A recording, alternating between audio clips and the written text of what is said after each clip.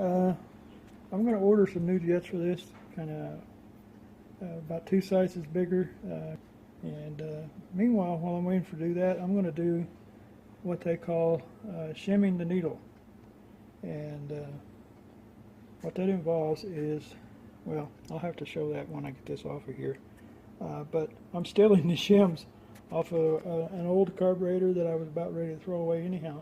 And luckily inside it's got the shims that I want.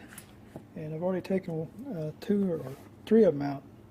And there, that's what I'm looking for. And it's inside this piece right here.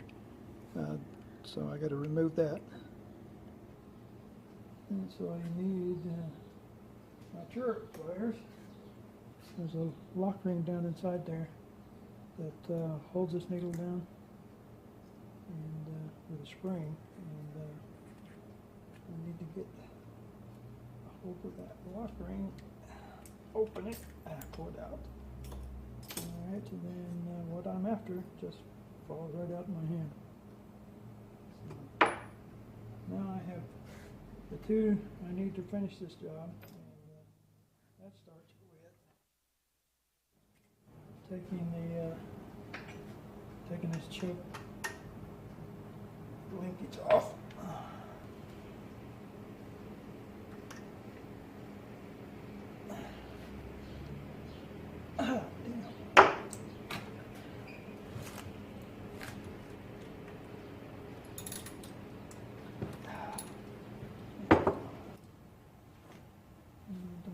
These because they are special.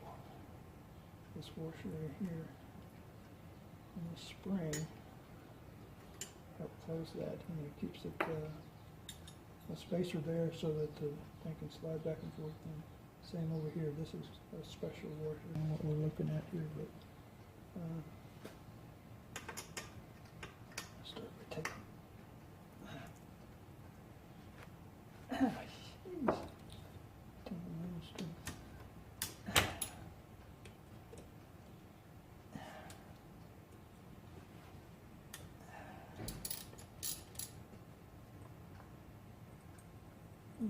Get the spring. Okay. Set that right there. And I'm after is so, and it just so happens that screw will fit right in there in the center, and then pull that out. And get another tug on that. There's an O-ring there to kind of hold it down. It pops in. But what I'm after is this guy. And you can see, my God, there should be a shim in there. Ah, there it is. There's a shim from the factory that spaces this down in the needle seat so that it gets to run any further than that second shim.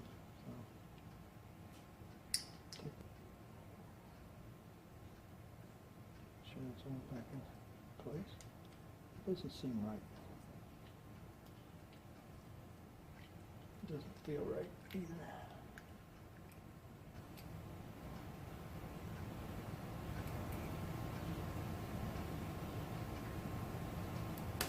Well, it fits in there just fine. I don't know what the problem is. It just didn't feel good.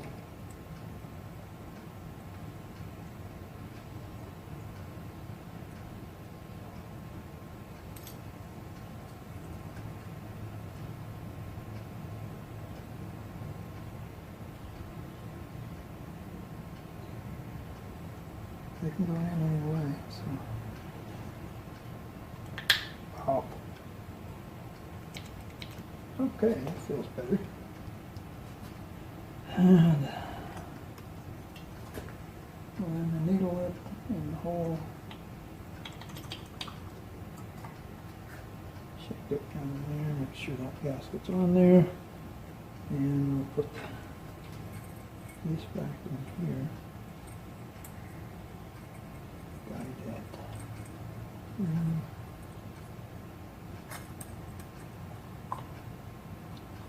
the thing up. sure the gasket's in there.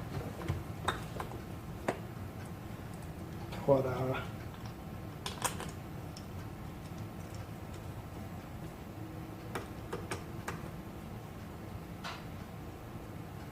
Now, working on it. And I take it out, and it runs really good for a while. And then there's just some dead spots in the throttle, and I think that's all due to the jetting. And hopefully this is an improvement when I get the new jets in.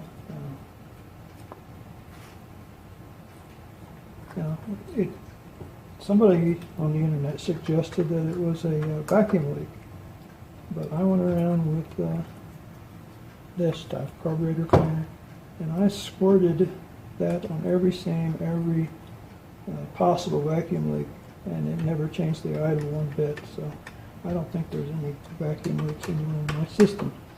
I think it's all in here.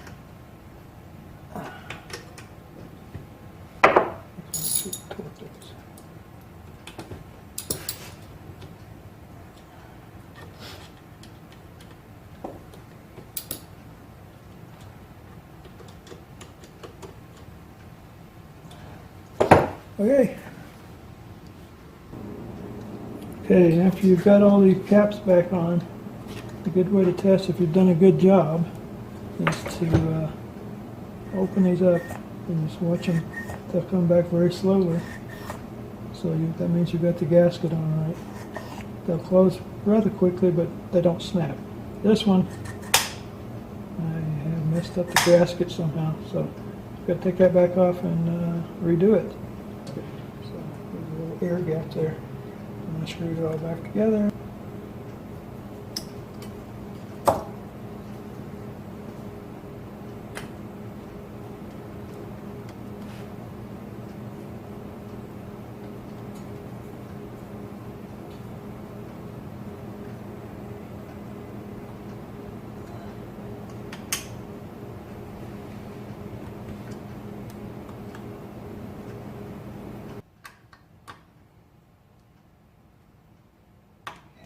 Should move freely.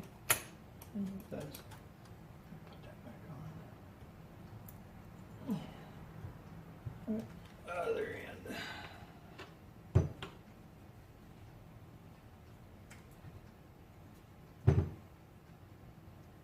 one. This one comes with a spring.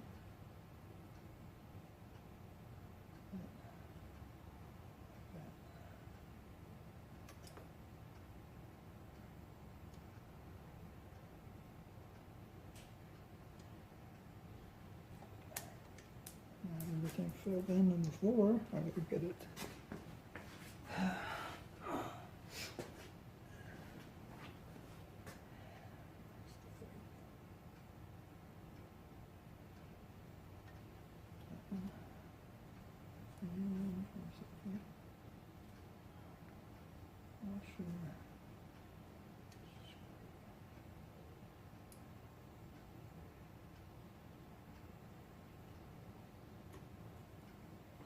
That's not right. Oh, sitting on that one.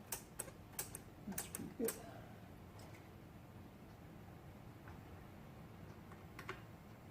This side down. This side almost down. Reconnect that spring.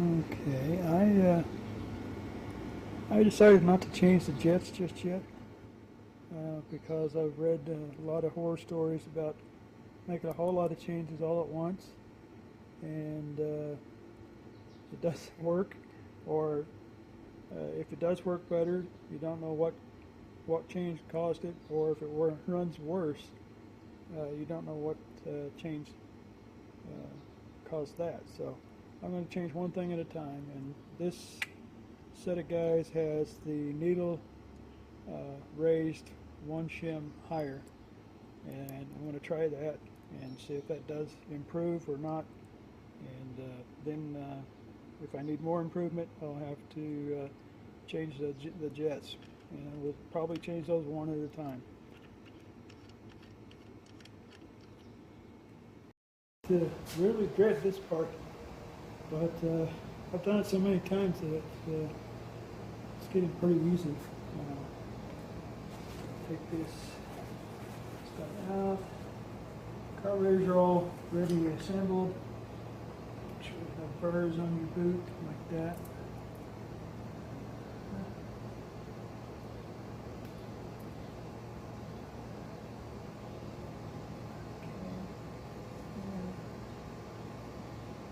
See, they're tapered towards the outer rim, and that's so when the carbs come in, they can be off center a little bit, but they'll still be within that lip, and a little pressure will force it in line and get it down there. That's not the case in older bikes, so you end up crushing the boots. Anyhow, I'm going to put a little bit of lube on those just to make sure.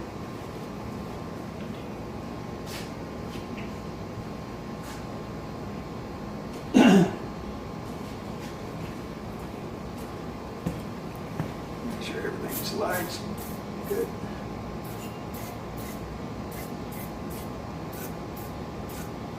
It's probably going to smoke up. And here we go.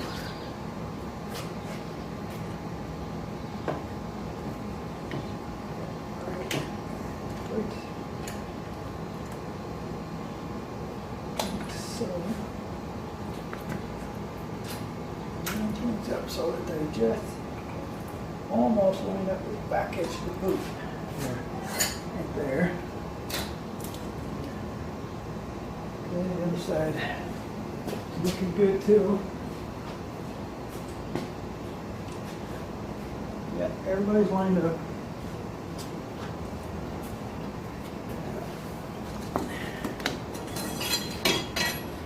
This is how I get them in.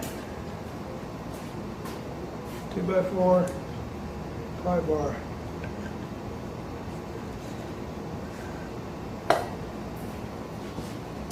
How well you can see that, but I'm going to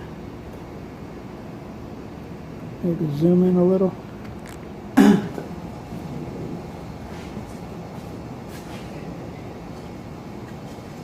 ones first, I guess. I think it really matters. Once you figure this out, they put them in pretty easy. Pressure.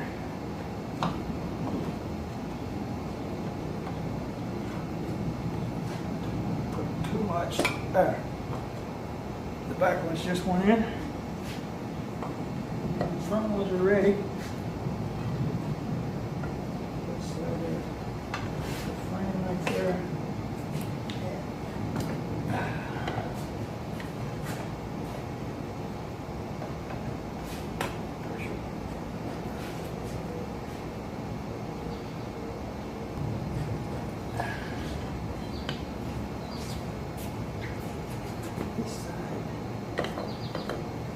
This one popped in already.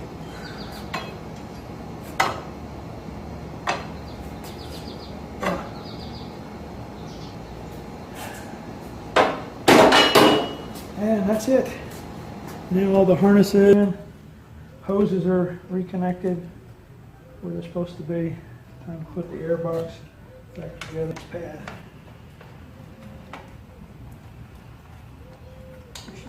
Put that away. That's about.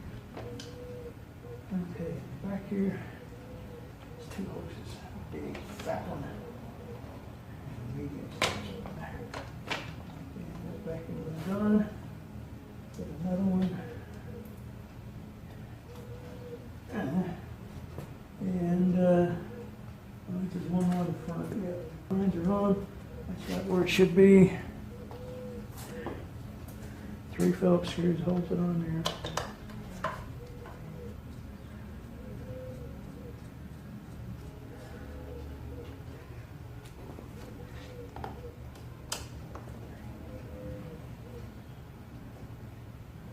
Okay. Filter in the top of the airbox are kind of like go in one piece and you set the filter down in there. Get it lined up so that the gasket seals. And we went through this maze. Not too much trouble here. There, that sounded good. Okay.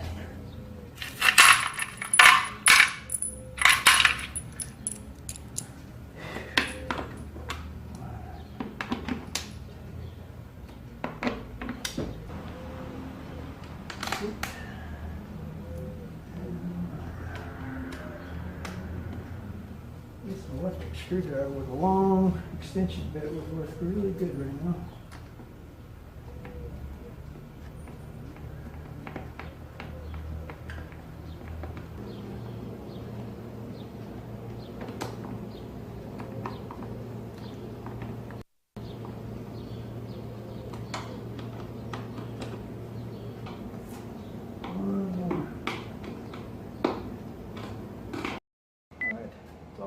Together. This piece I'm going to be taking on and off, but I've read that if you want to see whether it's running too rich or too lean or just right, you idle it and pull this off. If that improves, then let's see, you're running too rich. If it stays the same, then everything's fine. If it gets worse, you are running too lean. So that's what I'm told. That's what I read. Okay, I need to get some gas in the carbs.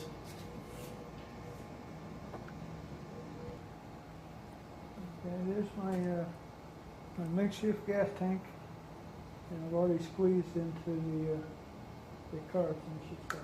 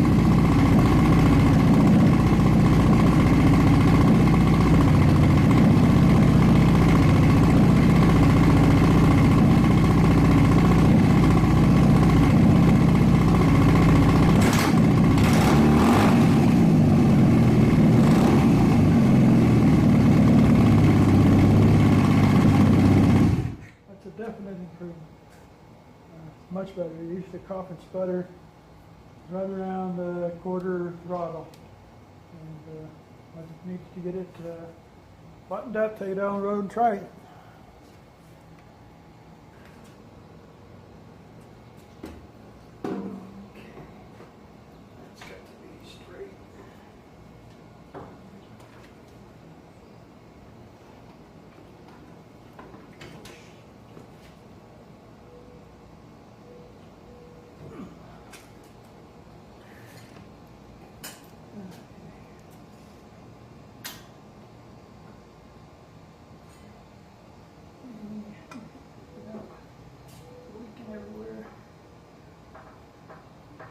The fuel valve's not working real good. Off means slow.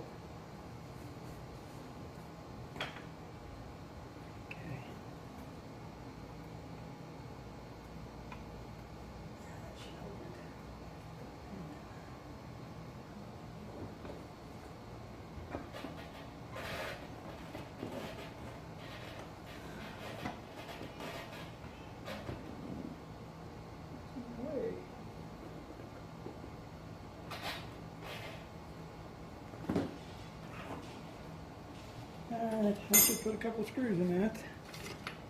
Temporary. Just fold it.